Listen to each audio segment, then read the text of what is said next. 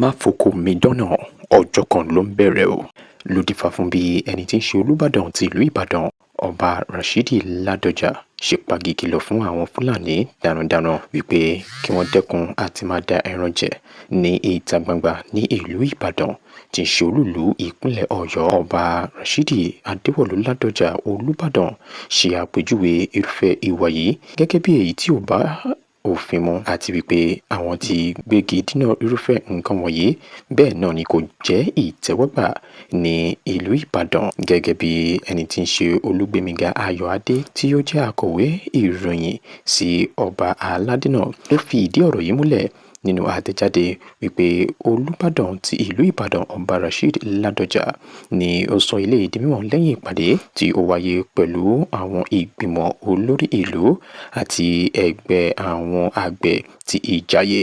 Gẹ́gẹ́ bí wọ́n ti ṣe sọ di mímọ̀ wípé ọba aládé yìí ti wá pàgì ìkìlọ̀ fún àwọn Fúlàní darandaran wípé kí wọ́n dẹ́kun lójú ẹsẹ̀ ìwà dídẹ ẹran jẹ níta gbangba ní ìlú Ìbàdàn wípé ẹnikẹ́ni tí wọ́n bá gbá lọ́rùn ọwọ́ mú ni wọn yóò fi ọwọ́ òfin gbé.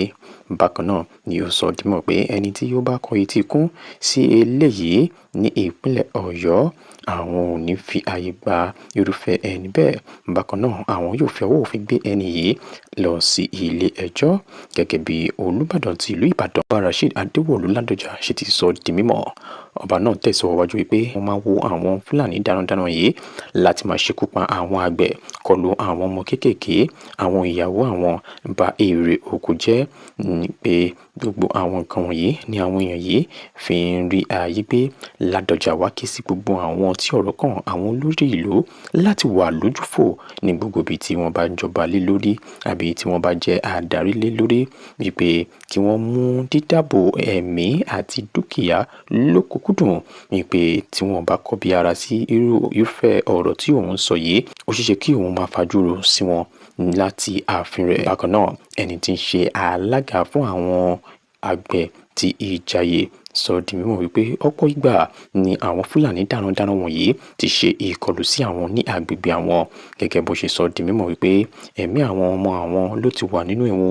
Àwọn ìyàwó àwọn ni àwọn arábí yìí máa ń kọlù nínú oko tí wọ́n sì máa ń ba èrè oko àwọn jẹ́.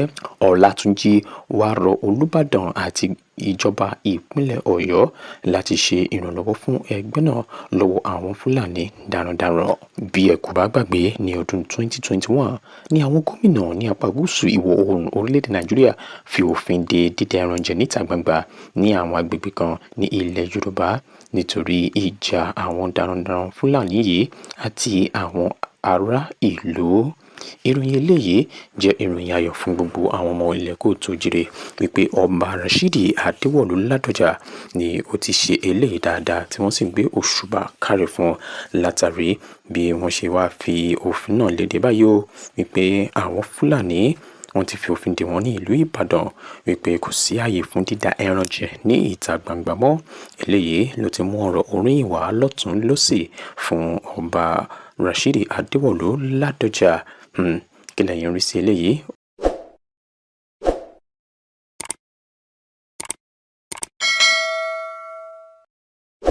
Ọ̀tẹ̀ ló ń jẹ́ ló ń pè ọ́, kò sẹ́ni tí ò lórúkọ tiẹ̀, àti wípé ọmọ kì í gọ̀ títí sẹ́ẹ̀ kó gbàgbé orúkọ ara rẹ̀. Ààfin tèmi ò nílò ìdánimọ̀ lọ́jà, tó bá dọ́jà báyìí wọ́n á mọ̀ pé ó dọ́jà ni. Èmi tí ń tòótọ́ Samuel Owóyẹmí, Fẹ́lẹ́fẹ́lẹ́ láyé lórúkọ mi, Fẹ́lẹ́ ní gbogbo èèyàn mọ̀ mí sí. Èmi náà kọ́, Ọlọ́run ọba òkè ló fún mi ṣe ní gbogbo ìgbà.